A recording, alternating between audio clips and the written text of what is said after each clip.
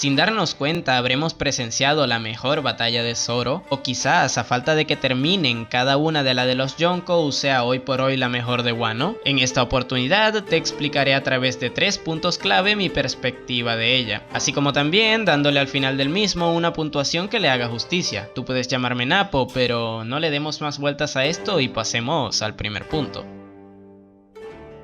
Las tácticas empleadas en esta batalla fueron increciendo a medida que se iba desarrollando, teniendo 2 puntos de inflexión que marcaron un cambio de fase, y estas fueron...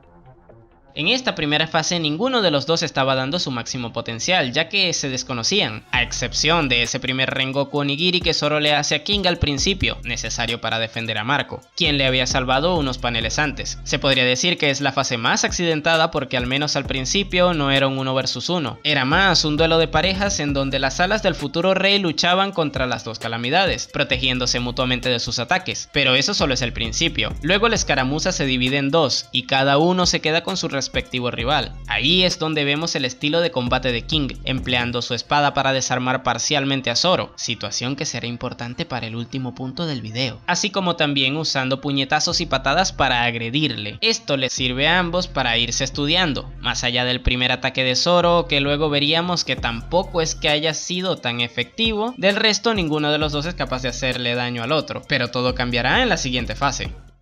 Le di este nombre porque es el sentimiento que nos transmite el primer panel. Vemos a un King furioso lanzando ondas de corte por todos lados, y la razón, Zoro detona esta ira al rasgar un poco su máscara. Esto no se nos muestra, pero también tiene su motivo y lo explicaré luego. Aquí King domina completamente el ritmo de la pelea, puesto que es él quien daña a Zoro tanto indirectamente al estrellarse contra rocas y paredes luego de que el comandante lo manda a volar, así como también directamente con su tempura udon, o también con la patada con la que devuelve a Onigashima a Zoro, quien por su parte bloquea parcialmente muchos de sus ataques, lo cual es contraproducente para él, puesto que en muchos casos, como dije antes, termina causándole daño indirecto. También intenta responder de diversas maneras, pero ninguna es eficaz, puesto que King las esquiva, se cubre de ellas o ni siquiera le dañan. El espadachín tiene todo en su contra. Enma se descontrola al escuchar el sonido del shamisen, pierde sus espadas, pero eso le sirve para recobrar su confianza y despertar el color del conquistador, el cual será decisivo para la siguiente fase.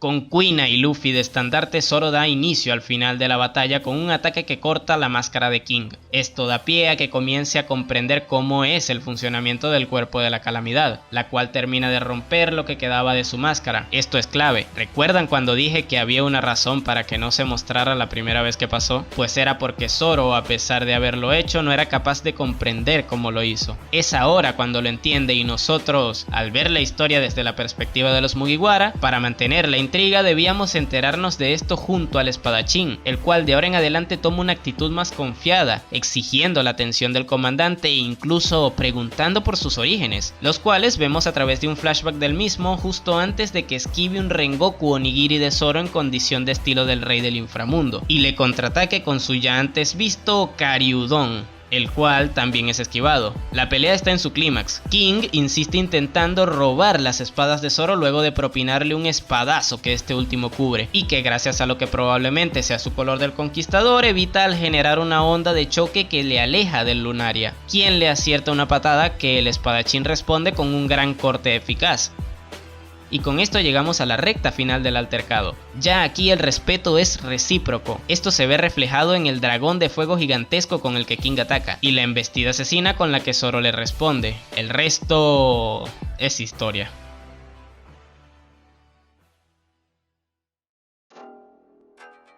El siguiente punto a tratar es el ritmo que tuvo la pelea mientras estuvo activa, la cual vivimos durante 14 capítulos, y se desarrolló de principio a fin en 11 de ellos, tomando en cuenta que en 3 de esos últimos solo hay un panel aislado en cada capítulo, por lo que serían indiferentes puesto que no tienen un contenido real, solo sirven para recordarnos que ambos existen. Podríamos decir que fue una pelea breve y concisa, donde en la gran mayoría de los capítulos vemos cómo esta avanza. Hay un toma y dame constante de habilidades, lo que hace que sea muy muy entretenida de ver, a pesar de que solo hasta en la última fase Zoro no es capaz de hacerle daño, y que parte de los ataques de King son cubiertos por el espadachín, cosa que no es mala, más bien es muy congruente porque ambos combatían de una manera prudente mientras se estudiaban. La pelea dosifica muy bien las revelaciones que se van haciendo a medida que los capítulos avanzan, manteniendo las interrogantes acerca de los orígenes de King hasta los 2 capítulos finales, donde en cada una hay un flashback del pasado del Lunaria. El altercado se intensifica muchísimo en el penúltimo capítulo, monopolizando casi en su totalidad el mismo. Sin embargo, el desenlace se siente muy apresurado, puesto que Zoro derrota al comandante en el mismo capítulo donde le hiere por primera vez. Esto ya ha pasado en su pelea contra Mr. 1, la cual es muy buena, pero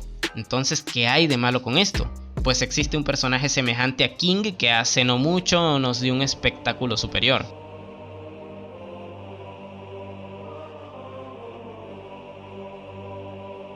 Las comparaciones son odiosas, pero esta fue la primera vez que vimos de principio a fin como el primer comandante de un Yonkou da todo de sí, dejándonos un espectáculo magistral de habilidades. Katakuri lo tiene todo, su fruta despierta, dominio de los 3 tipos de haki y maestría en uno de ellos, además de un estilo de pelea que se acopla perfectamente a las 2 características anteriores. Esto llevó a quien le derrotó a su límite, aprendiendo la más grande virtud del comandante en el proceso. Con esto no quiero decir que la calamidad no haya llevado al límite a Zoro, pero sí que me hubiera gustado que esa versatilidad en combate hubiera estado acompañada de un dominio de alguno de los 3 hakis que le hubiera complementado, o quizás también un despertar de su fruta, para que así pudiéramos apreciar un poquito más ese nuevo estilo de Zoro. Este último le derrota de un ataque certero aprovechando el punto ciego que el mismo dragón le dejaba, lo cual es muy congruente, pero a pesar de ello, al menos a mí me dejó con ganas de ver un poco más de ese ímpetu de King motivado por Kaido en esta espectacular batalla.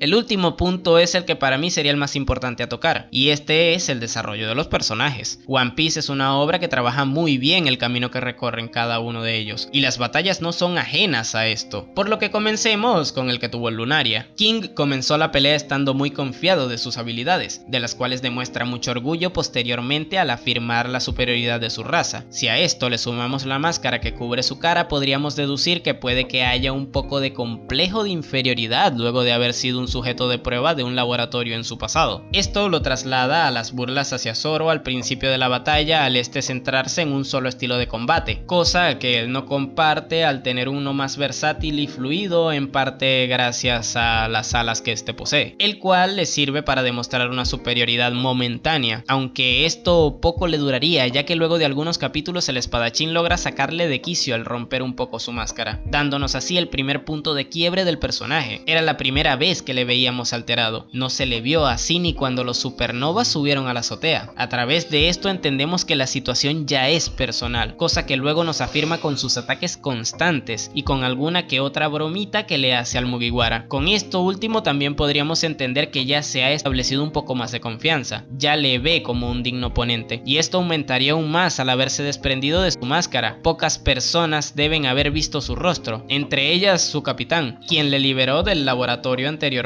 mencionado. Es él por quien pelea. Gracias a su capitán no tuvo un final fatídico. Por eso le recuerda poco antes de que halague a Zoro. Aunque llegados a este punto las cartas estaban sobre la mesa y solo uno tenía la del rey en sus manos. La calamidad termina con un ala cortada, recordando la promesa que le hizo a Kaido, marcando así un paralelismo con quien probablemente haya sido el más grande rival contra el que se haya enfrentado. Y hablando del Rey del Infierno, ¿quién mejor para presentarnos su desarrollo que uno de los teorizadores más interesantes de la comunidad? Les dejaré con unas buenas y humeantes manos. El Zoro que entró en Wano no es el mismo Zoro que saldrá de Wano. Sonará algo raro simplemente diciéndolo así, pero es la realidad. Oda nos entrega un paralelismo magnífico entre la relación que tiene con Luffy y la que tendrá con Enma, su nueva espada. Ya lo veréis. Cuando Zoro viajó solo por el país de las cataratas, conociendo a sus habitantes, así como también sus problemas, le cogió un cariño especial a estas tierras de samuráis, y por la cantidad de humillaciones e injusticias que soportaba el pueblo de Wano, no conseguía menos que sentimientos de odio y venganza contra Orochi y Kaido. También es aquí donde Zoro recibe una espada muy problemática, y para poder dominarla ha tenido que no solo entrenar, sino sacrificar su haki en unas cantidades absurdas. Cuando subió a luchar contra Kaido, llegó lleno de determinación y nunca tuvo problemas de perder el control de Enma. Pero contra King es otra historia. Zoro lleva bastante tiempo sin enfrentar a un rival que sea un espadachín como él, de su mismo nivel. King ha sido un duro adversario, el cual le hizo crecer a pesar de no ser un espadachín. Por lo tanto, de cómo empezó de motivado a cómo acabó es un mundo. Se dio cuenta que aún no era lo suficientemente poderoso para utilizar correctamente a Enma. Y esta estaba todo el rato juzgándolo, esperando una demostración de verdadero interés en usarla. En cuanto al paralelismo con Luffy, es que es un todo o nada. Zoro, hasta su enfrentamiento con King, no entendía que tenía que llegar a un nivel tal que solo los verdaderos reyes del mundo podrían alcanzar, y con una ambición a medias no lo iba a conseguir. Así que acepta incluso ser el rey del infierno para llegar a un estatus superior, para que los deseos suyos y sobre todo los de su capitán puedan cumplirse. Se ha tragado su orgullo en pos de darle todo su poder a Enma para alcanzar nuevas metas. Incluso su estilo de combate tan característico ha sido modificado para adaptarse al poder exigido por la espada. El cazador de piratas ha muerto oficialmente, resurgiendo de sus cenizas un guerrero con la ambición de conquistar el mundo a través de sus espadas. Después del arco de Wano, los rivales de los Sombrero de Paja temerán al espadachín por ocupar el nivel de conquistador que le corresponde. El Rey del Infierno es un título que defenderá con Enma como hoja destructora, y el que más se beneficiará de ello no es otro que nuestro querido Rey de los Piratas, Monkey D. Luffy.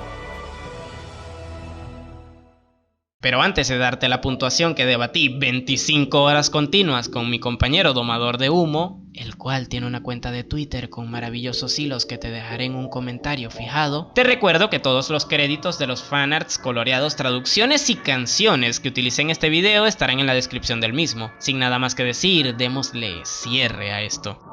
Sin lugar a dudas, esta es la pelea más espectacular que ha tenido Zoro hasta el momento, superando con creces la breve pelea contra Ryuma y el épico y revelador enfrentamiento que tuvo contra Das Bones, así como también contra Pika, que fue cuestión de llegar a alcanzarlo, o con Monet, que sería una breve humillación. Ya lo de Kaku fue un chiste, y yo creo que si sigo contándolas igual un fanboy me apuñala, pero esta es distinta. Hay desarrollo por parte de los dos participantes, que quizás no tanto como el que tuvo Sanji en la suya, pero por el ritmo que esta última tuvo, fracasa estrepitosamente al compararla con la del espadachín. Aún así, la desgracia contra la que tuvo que luchar el cocinero manchó la que hoy por hoy puede considerarse como la mejor batalla de Wano. Oda vinculó el ocaso del Sanji vs Queen con su contraparte, haciendo que su final se sienta apresurado. Así que por este ritmo, por su desarrollo, las revelaciones que ambas partes nos dieron y esos epiquísimos paneles que para muchos serán inolvidables,